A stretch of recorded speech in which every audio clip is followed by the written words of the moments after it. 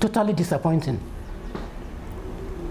Not only disappointing in terms of what the president had to say, but in terms of those who are applauding. Nigeria is in dire straits.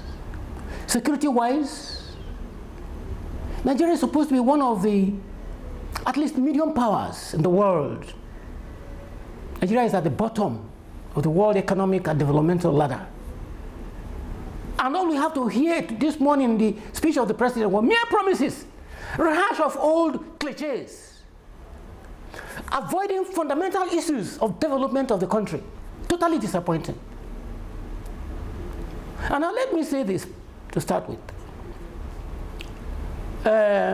Respected Nobel laureate, Professor Wole Soyinka, was of the view that we have to wait for a year, that he himself in particular had to wait for 1 year before making an assessment of an administration.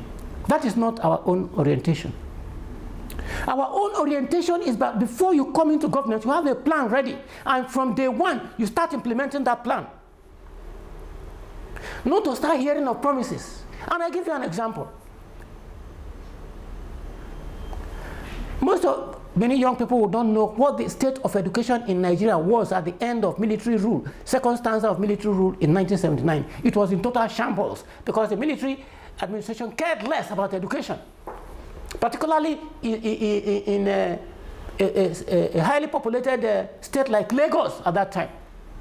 And I give you an example of what the Unity Party of Nigeria administration did at that time. On inauguration day of the governors, because we did not win the presidential election, the governors announced implementation immediate of the cardinal programs of the Unity Party of Nigeria. First among which was education. And I can tell you, within 6 months of the administration of Alhaji Lateef Jokonde in Lagos State, he had built 11,700 classroom blocks for new children in Lagos State, each block containing 40 children, according to the standard established by the military administration at that time. This apart from the fact that he built Lausa, the assembly complex, the government offices, and he built that road now that goes from Ekpe, that goes to Ekpe, where our leader was imprisoned. He opened that road at that time, among so many others. Here in Bender State, in the old Bender State where I served, the Ali administration constructed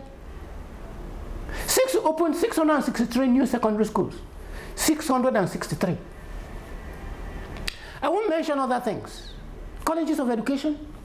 The College of Education we opened at Agbo is now one of the universities, converted to one of the universities by the last administration of Senator Okowa. The Polytechnic we opened at Ozoro is now a university.